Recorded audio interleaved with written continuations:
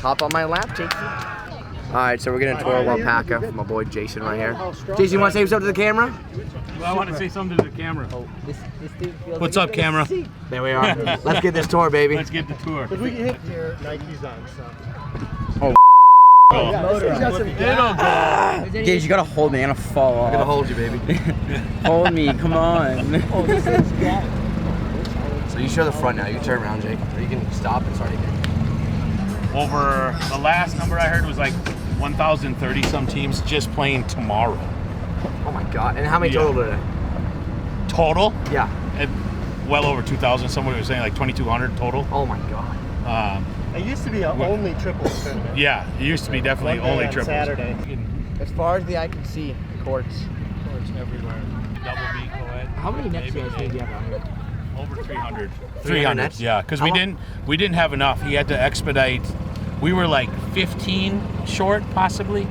He had to expedite some. He ordered some on Wednesday night, I believe, to get them here. Like, you know. Do you guys have like a pretty good deal with it parking? Oh yeah, parking sign? Yeah, he's got a good deal with it. Oh, yeah. So yeah, some of the court numbers I don't even know what those are. Court 220. I've heard people playing on court 50 or 250. You said it takes like 2 weeks to set this thing up? Yeah, No, we pay a local high school, Oshkosh West. They've been doing it for the last I don't know, since we've been here, probably 5 years now. And their varsity and JV programs come out here and set up all the nets. So we drop them off, and they've gotten very good. We know the coaches, obviously. Yeah, they got it down. Yeah, they do an excellent job. And these beach courts were added, I want to say 2 years ago.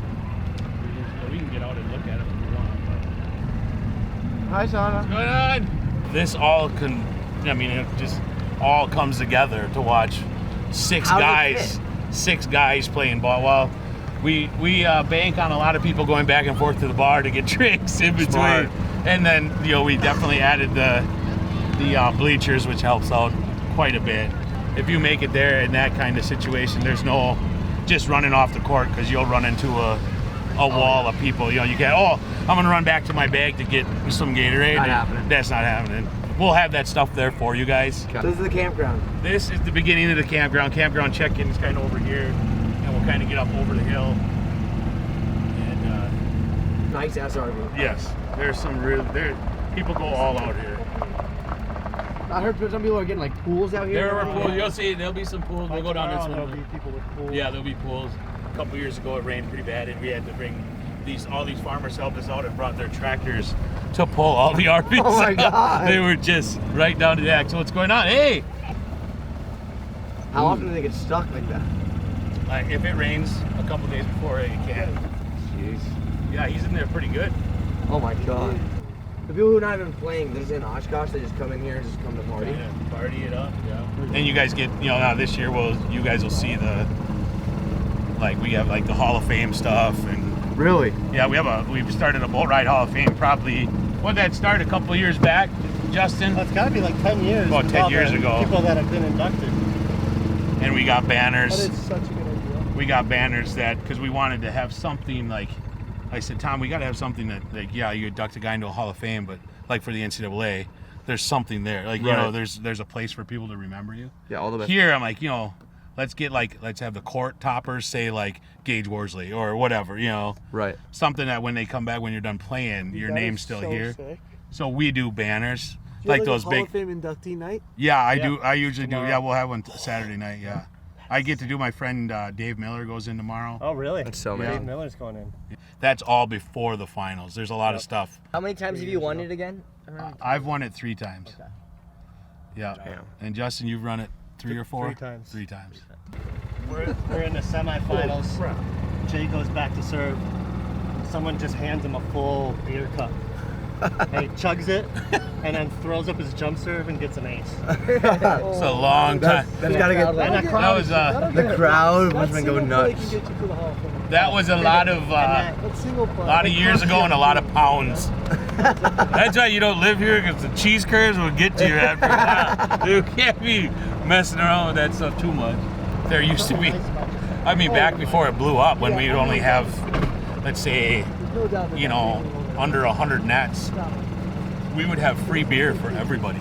It was part of your. Really? It was part of your entry fee. I heard that you guys used to have it at a golf course. It used to be at a golf course, at Chula Vista Golf Course. Before that, it was at a driving range, and then before the driving range was a campground, Rustic Woods campground. That was probably. Why is it called the boat ride? So after, back then when there was only, let's say there was only 30 teams or whatnot, in Waupaca, it's the chain of lakes, so it's like people go there to do a bunch of stuff out on the lake. After the men's finals, Tom would rent 2 double-decker paddle boats, like big ones, that we could fit maybe 100 people on each. And we would go out on the lake, and he'd put the half barrels on top on the boat, so there was an actual boat ride for everybody afterwards. Really? But now you need a freaking yacht to do something like You that. need a cruise ship. Yeah, doing keg stands on the side of the boat afterwards. What do you attribute like the growth to? Like how did it go from that to this? We started getting some college players Yeah. playing in it. It was like a lot of local people to start, and then just some then college guys from out of Chicago and Wisconsin, Minnesota started showing up, and that kind of grew it. Everybody that's come here, like, they come back, Oh yeah. And they bring people. And that's what does it. So I attribute it to, like, we started traveling, so we'd kind of travel like you guys, not at the same level, but Right. me and a couple of my partners, or Justin, or a few of the local Midwest guys started traveling out. I played in South Carolina 20 years ago, and we talked about this. There used to be a bounce contest. That was awesome, yeah, because we needed something. So before we got smart and pre-seeded everything, like, everybody went on. So we'd had a pool 4, pool 5, and everybody went, right? Either to the upper or the lower. And we seeded off of how many points you gave up in your pool play. So, like, there was one year, I remember, only because I was one of the higher seeds, we gave up like 6 points in all of pool play, and we were the 3rd seed.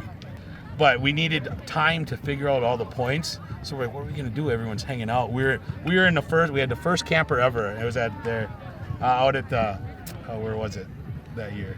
The driving range. And we'd have a camper there, and a couple of us would get in that camper, and we'd start adding up points, right? And take it forever. Without, what were we gonna do? Well, somebody came up. Let's have a bounce contest.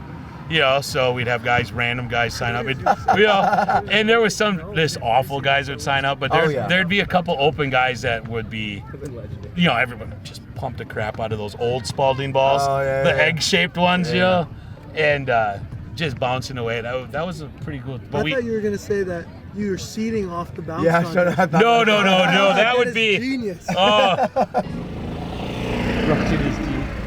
Is that guy shaving? Whoever. We took a bunch of you guys came up here and took pictures last year, right? Yeah. Did you? So sad. So yeah.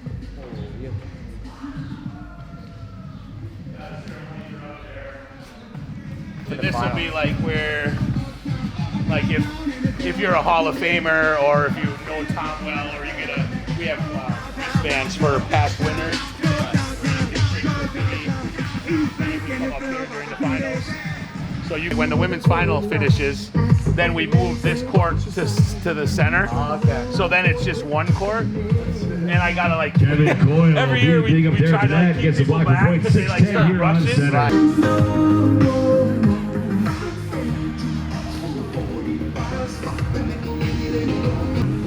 There and there. Like, all this course, that's Thursday, and that's been full tomorrow. And I'm there. Yeah, that furthest court over there is how many? There's an actual, and that'll be a good place to get to, like, if it's real hot, like if you want, it's air conditioned in there. So you guys walk in there, there's a full bar in there, and then the band is in the second part. We'll walk through there.